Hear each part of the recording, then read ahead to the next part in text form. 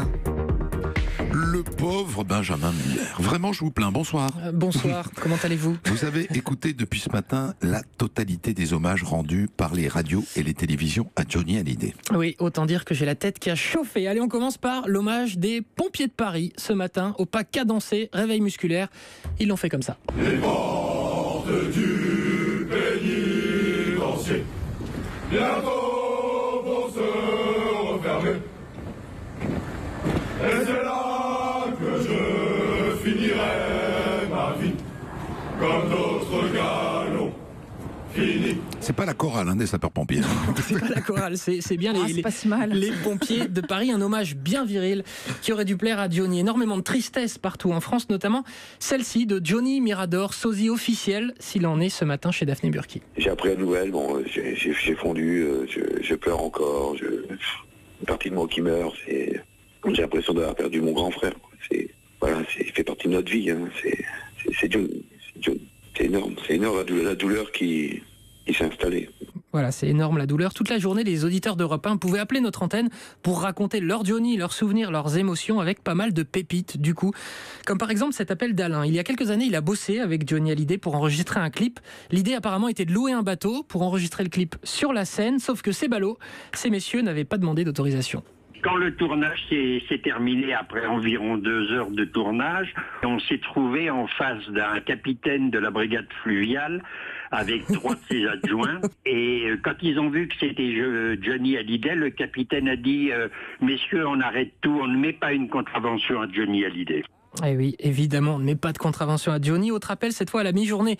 C'était chez Maxime Suitec, appel de Laura, qui s'appelle évidemment Laura, grâce à la chanson Laura. Elle raconte son premier concert de Johnny, elle n'avait que 8 ans. Chez ma grand-mère, j'avais décidé de faire une pancarte où je marquais « Johnny, je m'appelle Laura, grâce à toi, merci ». Et à la fin du concert, mon oncle me soulève, sauf que Johnny ne me voit pas. Tous les fans commencent à l'appeler, à lui montrer la pancarte. Donc Johnny se tourne, il la lit au micro, en fait, il dit on a une jeune Laura qui s'appelle comme ça, et il me dit bisous Laura, il m'envoie un bisou en me faisant un clin d'œil, et je pense que j'en ai parlé pendant des années dès que je rencontrais quelqu'un. Et oui, on la comprend, Laura. Alors, on a aussi entendu des Gabriel qui s'appellent Gabriel grâce à Johnny. Et surtout, ce jeune homme, écoutez. L'histoire, elle est assez simple. J'ai un papa qui est un grand fan de Johnny Hallyday. Et quand est venu le jour de trouver un prénom pour son enfant, il n'a rien trouvé de mieux que Johnny. Ça m'est donc tombé dessus. Voilà, ça m'est tombé dessus de m'appeler Johnny. Alors, ce prénom serait-il dur à porter ? Réponse. Je n'irai pas jusqu'à dire que c'est pas facile, mais disons que je compte dans ma scolarité, je compte pas une rentrée sans qu'un professeur, en lisant la liste, ait sorti une chanson de Johnny à la lecture de mon nom. Alors la morale, c'est pas que le prénom Johnny est dur à porter, c'est surtout que les profs ont parfois un humour pourri. Alors beaucoup de réactions politiques aussi. Eh oui, François Hollande par exemple. Je pense qu'il sera retenu de Johnny, c'est qu'il est un élément de notre patrimoine national. Et nous aurons toujours sa voix à l'esprit et en mémoire. Et si lui n'est plus là, ses chansons sont encore là et nous l'entendrons toujours. Alors nous l'entendrons toujours. D'ailleurs, Emmanuel Macron, qui est en Algérie aujourd'hui, on lui a demandé quelle était sa chanson préférée. Ce qui est drôle, c'est qu'il a la même réponse que Sarkozy. Est-ce que vous retenez une chanson de lui ? Je retiens beaucoup, mais je crois que ma préférée, c'est L'Envie. Voilà, sa préférée, c'est L'Envie. Alors, comme dans cette émission... Moi, j'ai un avis là-dessus. Je pense que les gens qui aiment L'Envie sont les gens qui n'aiment pas Johnny Hallyday. Ah, là, vous pensez que les deux, Sarko et lui, n'aiment pas ? Bon, écoutez, dans le doute... J'ai pas dit ça. Ne me faites pas dire ce que j'ai pas dit. Je dis que les gens qui aiment L'Envie et que L'Envie sont les gens qui n'aiment pas Johnny Hallyday. Ok, bon, dans le doute, on l'écoute quand même.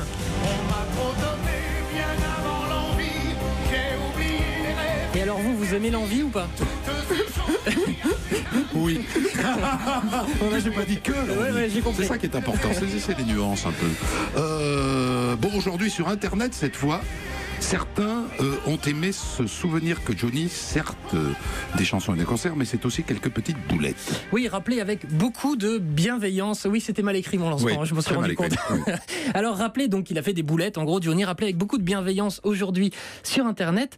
C'est vrai qu'il savait nous faire marrer, Johnny. Comme ce jour de 2002 où il se rend chez Claire Chazal sur TF1. Chazal qui l'interroge sur l'équipe de France de foot. Alors, est-ce que vous les connaissez, ces joueurs de football ? J'en connais quelques-uns. Bon, bien sûr, je connais Zazie, je l'adore comme joueur. Et Zinedine Zazie, célèbre milieu de terrain qui savait jouer zen, restons zen, autre mignonnerie de Johnny Hallyday, lorsque la même année il fait le Dakar et a cette réflexion à la fin d'une étape. Tu te rends compte si on n'avait pas perdu 1h15, on serait là depuis 1h15. Pas faux, hein, ça, excellente. Merveilleux. Ou ce jour de 2013 où Johnny est en concert à Saint-Étienne. Quelle joie d'être avec vous ici ce soir à Clermont-Ferrand. Saint-Étienne, pardon. Vous savez, le problème, c'est à force de faire des villes tous les jours différentes, je finis par oublier le nom des villes. Il faut dire que Clermont-Ferrand et Saint-Étienne, c'est pas très loin. Alors on termine comme on a commencé, en chanson. À la mi-journée en direct sur BFM TV, un reporter demandait aux gens un peu comme ça dans la rue une réaction. Et là, il tombe sur ce monsieur qui, pour rendre hommage, chante.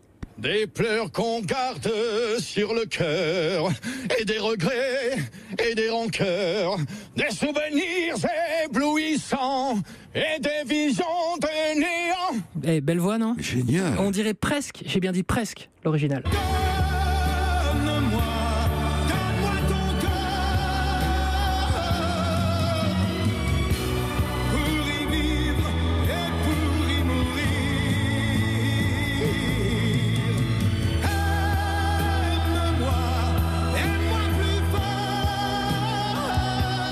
J'hésite, où je coupe Johnny, ou je préserve la météo, mais c'est pour nous annoncer un temps pourri. Alors, j'hésite vraiment. Bon, allez, la météo après la pub. On de la Traquant.